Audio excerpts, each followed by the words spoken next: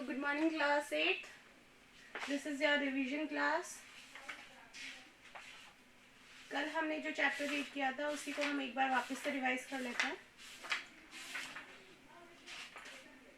Chapter 9 reproduction in animals. So open your books. Chapter 9 reproduction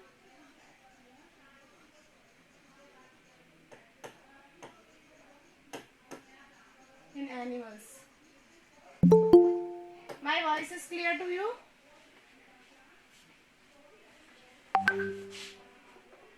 बेटा मेरी voice clear है?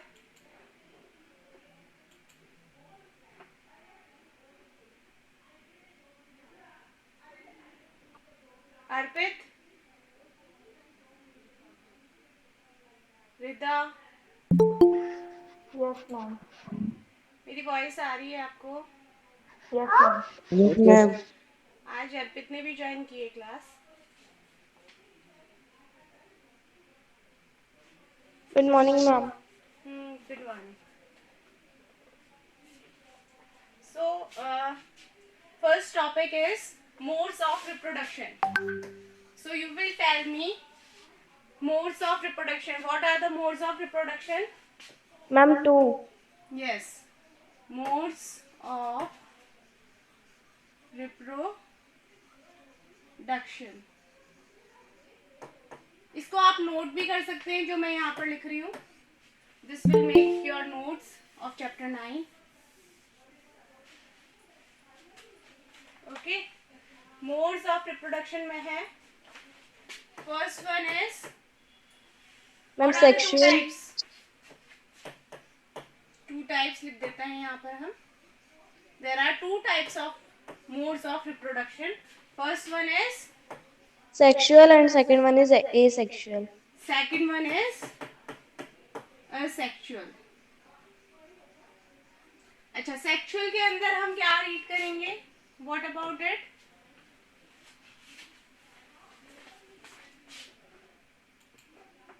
Angel, please take a screenshot of attendance. Okay ma'am. First one is sexual reproduction. What is sexual reproduction? In this type of reproduction, मैं short form में लिख देती हूँ, ठीक है? In this type of reproduction, the fusion of female and male gamete, ठीक है? Reproduction takes place by the fusion of reproduction takes place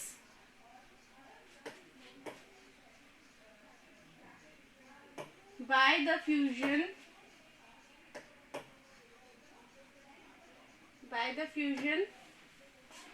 of male and female gametes. Female gamete. इसको note down करते चलेंगे. Female gamete, ठीक है? Sexual reproduction में reproduction mail और female gamete के हेल्प से होता है. जब ये दोनों फ्यूज होते हैं, आपस में मिक्स हो जाते हैं, तब रिप्रोडक्शन होता है. इसको हम सेक्सुअल रिप्रोडक्शन कहते हैं. अब नेक्स्ट है, इसके अंदर कौन कौन से रिप्रोडक्टिव ऑर्गन जो है वो यूज होते हैं. तो first is male reproductive organs. Male reproductive organs में जो भी नेम्स आते हैं वो हम लिखेंगे. मेल रिप्रोडक्टिव ऑर्गन्स में आते हैं हमारे a pair of testis, a pair of testis, और क्या है? 2 sperm duct. Two sperm ducts.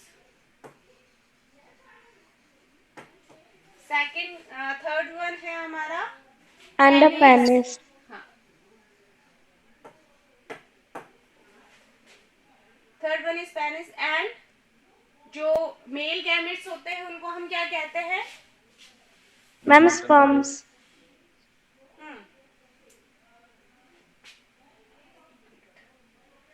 Next, इसको आपने नोट डाउन कर लिया?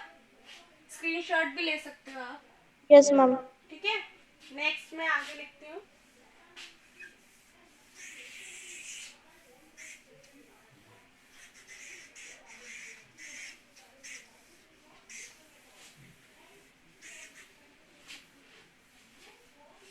अब इसके अंदर जो मेल रिप्रोडक्टिव ऑर्गन होते हैं,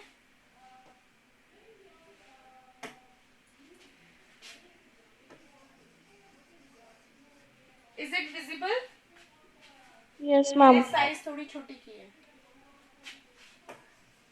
मेल रिप्रोडक्टिव ऑर्गन्स में पढ़ रहे थे हम।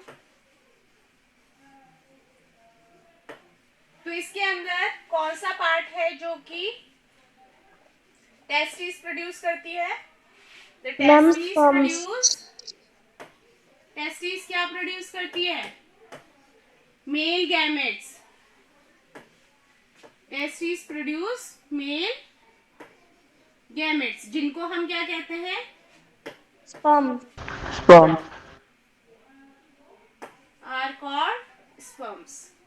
तो ये स्पर्म्स की डेफिनेशन भी हो गई, और इससे आपको ये भी पता चल रहा है कि मेल गैमेट्स कौन प्रोड्यूस करता है? टेस्टिस प्रोड्यूस करती है। ठीक है, and testis is the reproductive organ of male. Next है फीमेल। अब इसके अंदर स्पर्म का अगर हम डायग्राम देखें तो जो स्पर्म का डायग्राम है वो एक स्नेक लाइक स्ट्रक्चर है। इसमें एक मिडिल पीस हो गया, हेड हो गया, और ये टेल हो गई। ठीक है, इस तरह से आप स्पर्म का डायग्राम ड्रॉ कर सकते हैं। तो 3 पार्ट्स हो गए स्पर्म के। This one is tail, this is middle piece, and third one is head. Head. तो ये 3 पार्ट्स आपको अच्छे से लर्न कर लेना है। इसके बाद में अगर मेल रिप्रोडक्टिव ऑर्गन, अगर इसका डायग्राम अगर हम देखें अगर इजी वे में, तो दिस वन, ये हमारे स्पर्म डक्ट्स हैं। आपको ये बनाना सीखना पड़ेगा। ठीक है, और यहाँ पर हमारी टेस्टिस है, और ये पेनिस है। ठीक है, अगर एक सिंपल मैं रफ डायग्राम बना रही हूँ तो ऐसे मत बोलिएगा कि मैम आपने सेम वैसा नहीं बनाया है। ठीक है, ये एक रफ डायग्राम मैंने बनाया है। तो इसके अंदर हम मार्क करेंगे स्पर्म डक्ट, एक लेफ्ट साइड और एक राइट साइड, है ना। ठीक है, ये भी स्पर्म डक्ट है, ये दोनों स्पर्म डक्ट्स है। ये पेनिस हो गया, ये टेस्टिस हो गई। ठीक है, तो इस तरह से आप, अगर फेयर डायग्राम भी नहीं बनाना आ रहा है तो भी आप एक रफली डायग्राम बना सकते हैं, जो कि आपको एक्सप्लेन कर सके कि ये कौन कौन से पार्ट्स होते हैं मेल रिप्रोडक्टिव ऑर्गन में। ठीक है, अब नेक्स्ट है female reproductive organ.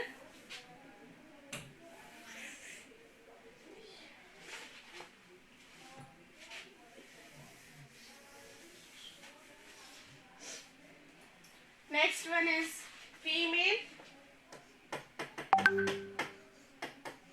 Female reproductive organs.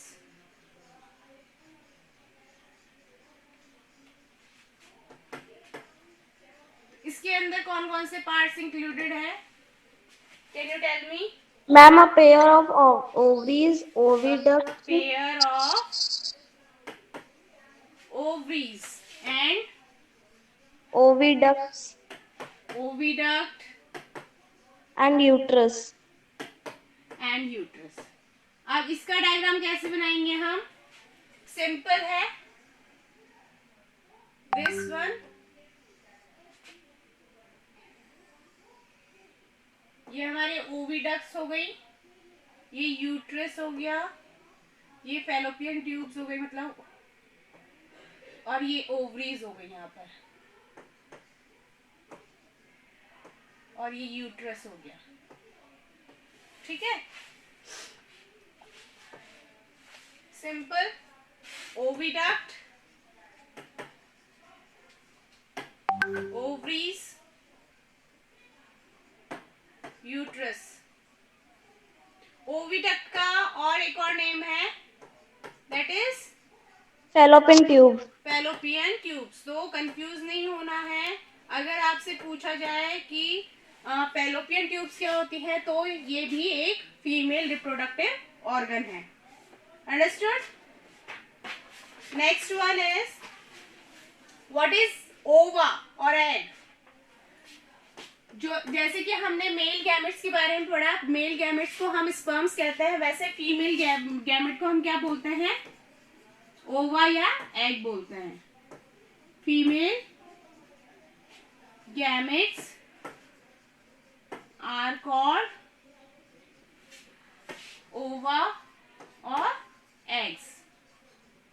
ठीक है? तो मेल गैमेट और फीमेल गैमेट में आप डिफरेंस लिख सकते हैं कि मेल गैमेट तो हमारे टेस्टिस प्रोड्यूस करती है, जबकि फीमेल गैमेट्स क्या? ओवरीज प्रोड्यूस करती है। फीमेल गैमेट्स क्या कहते हैं हम? ओवा कहते हैं। मेल गैमेट्स को हम स्पर्म कहते हैं। ठीक है? तो इस तरह से ये डिफरेंस भी हो सकता है। अगर आपको डिफरेंस पता करना है तो वो भी आप ऐसे इस तरह से लिख सकते हैं। ठीक है?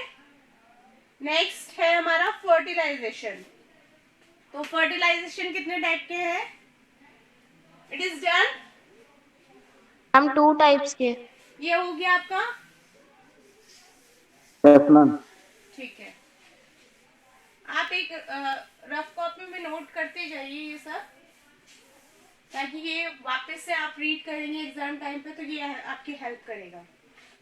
देन है फर्टिलाइजेशन। फर्टिलाइजेशन में कितने टाइप की फर्टिलाइजेशन है? मैम इंटरनल और Internal and एक्सटर्नल। external. अच्छा, अब आप बताएंगे 2 टाइप के फर्टिलाइजेशन हो गया, एक्सटर्नल फर्टिलाइजेशन और इंटरनल फर्टिलाइजेशन। अब बताइए एक्सटर्नल फर्टिलाइजेशन के एग्जांपल्स बताइए। पहले ये बताइए एक्सटर्नल फर्टिलाइजेशन होता क्या है? Ma'am, in this type of fertilization, the fusion of a male and female gamete takes place outside the body of a outside the female. Female body. ठीक है, तो फर्टिलाइजेशन अगर शॉर्ट फॉर्म में लिखें, fertilization takes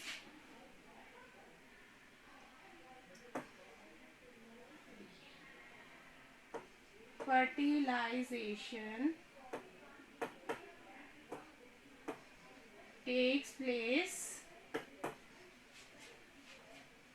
outside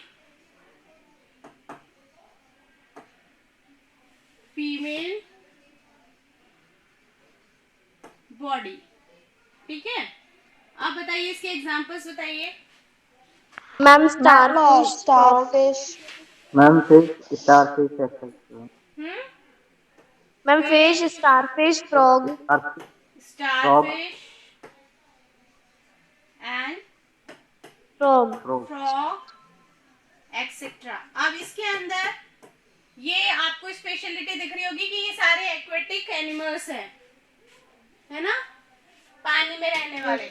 तो specially external fertilisation कौन से animals में होगा? मैम जो पानी में एक्वेटिक होते हैं। रहने वाले जानवर है, तो that is aquatic animals. Next है internal fertilisation. What about internal fertilisation? Chaitanya बोलिए। चैतन्य, रिदा। Ma'am, fertilization which takes place inside the female body is Yes. called internal fertilization. इसका बिल्कुल ऑपोजिट हो गया है। Fertilization takes place inside the female body. So examples, can you tell me Ma'am, examples? human cows, dogs and hens. Now dog, hens. Ma'am, Human, basically mammals. हाँ, basically mammals. Human, cows, dogs, etc. ठीक है, तो ये हो गए आपके 2 types की fertilisation. Next है फर्टिलाइजेशन में जो है मेल और फीमेल गैमेट का फ्यूजन होता है और ये फ्यूज होकर एक फर्टिलाइज एग का फॉर्मेशन करते हैं, जिसको हम क्या बोलते हैं, क्या बोलते हैं फर्टिलाइजेशन के बाद में, मेल और फीमेल गैमेट के फ्यूजन के बाद में जो एग बनता है उसको हम क्या बोलेंगे, zygote. जाइगोट। गुड। तो जाइगोट कब बनता है, after the fertilisation of male and female gamete. Male और फीमेल गैमेट जब फ्यूज हो जाएगा, male gamete plus female gamete, ये दोनों आपस में फ्यूज हो जाएंगे तो जाइगोट का फॉर्मेशन करेंगे। ठीक है।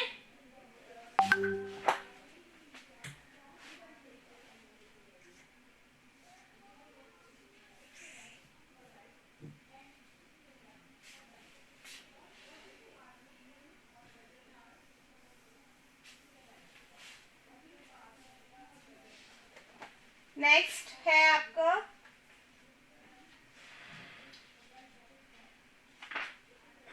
Development of embryo. एम्ब्रियो का डेवलपमेंट कैसे होता है और उसे क्या कहते हैं हम। जब मेल और फीमेल गैमेट फ्यूज होते हैं, फर्टिलाइजेशन होता है और फॉर्मेशन होता है जाइगोट का, तो एम्ब्रियो का फॉर्मेशन होना शुरू हो जाता है। अब एम्ब्रियो क्या होता है, जब जाइगोट का फॉर्मेशन होता है उसके अंदर मेल और फीमेल गैमेट ने आपस में फ्यूज हुए और क्या बना रहे हैं, एक सेल बना रहे हैं। ठीक है, मेल और फीमेल गैमेट फ्यूज होकर एक सेल बना रहे हैं, एक सेल का फॉर्मेशन होगा उसके अंदर। फिर ये जो सेल है वो डिवाइड मैम वो होगी। ग्रुप्स में डिवाइड हो जाती हैं। हाँ, फिर ये फिर सेल मैम वो डिवाइड टिश्यूज होकर बहुत बनती हैं। सारी सेल्स बनाएंगी। ठीक है, अब ये सेल्स भी स्पेसिफाई ऑर्गन बनाने के लिए डेवलप होंगी, तो ये अलग अलग ग्रुप्स बना लेंगी। जैसे कि कुछ सेल्स एक ग्रुप बना लेंगी, कुछ सेल्स एक ग्रुप बना लेंगी, और ये जो ग्रुप ऑफ सेल्स होता है इसको हम टिश्यूज बोलते हैं। टिश्यू बोलते हैं। और ग्रुप ऑफ टिश्यूज क्या बनाएंगे, किसका फॉर्मेशन करेंगे, मैम ऑर्गन्स ऑर्गन का। का।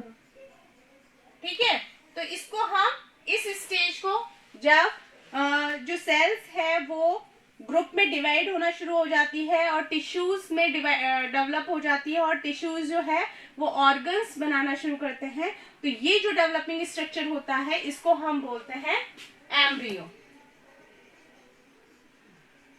ठीक है, इस वाली स्टेज को हम एम्ब्रियो बोल देते हैं, जब टिश्यूज जो है वो टिश्यूज का फॉर्मेशन होना शुरू हो जाता है और टिश्यूज क्या बनाने लग जाते हैं, ऑर्गन्स बनाने लग जाते हैं। तो ये वाली स्टेज जो डेवलपिंग स्ट्रक्चर होगा इसको हम एम्ब्रियो बोलेंगे।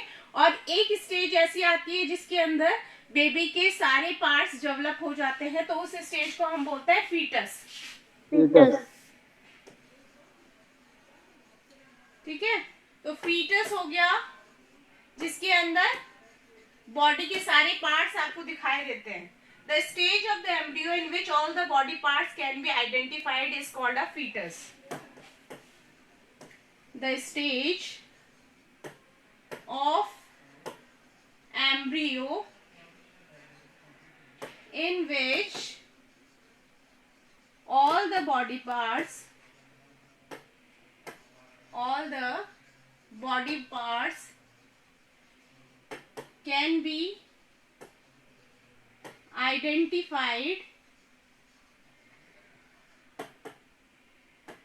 identified is called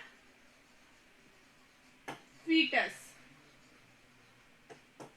Note down this definition also. fetus की definition हो गई है आपकी। अब इसके बाद में जिन एनिमल्स के अंदर देखिए, in animals which undergo external fertilisation, development of the embryo takes place outside the female body and the embryos continue to grow within their egg coverings.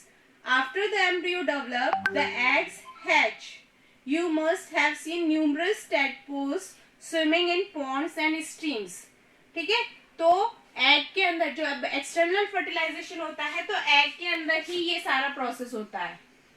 जैसे ह्यूमन बॉडी के अंदर होता है, इंटरनल फर्टिलाइजेशन में क्या होता है, human body या काऊ की बॉडी है, या जो भी इंटरनल फर्टिलाइजेशन जिन भी एनिमल्स में होता है, उनकी बॉडी के अंदर ये सारा प्रोसेस होता है, एम्ब्रियो का डेवलपमेंट, फीटस का डेवलपमेंट। जबकि जो एक्सटर्नल फर्टिलाइजेशन होता है जिन एनिमल्स में, उसमें एग के अंदर बाहर ही होता है ये सारा डेवलपमेंट। मतलब एम्ब्रियो भी बाहर ही बनेगा एग के अंदर, और फिर जो बेबी का डेवलपमेंट है वो भी बाहर ही होगा। और फिर जब पूरा बेबी डेवलप हो जाता है तो एग की जो ये बाहर आउटर कवरिंग है वो ब्रेक हो जाती है और बेबी बाहर आ जाता है। नेक्स्ट है हमारा विविपेरस एंड ओविपेरस एनिमल्स। ये हम कल वाले क्लास में कंटिन्यू करेंगे, ठीक है। Bye everyone.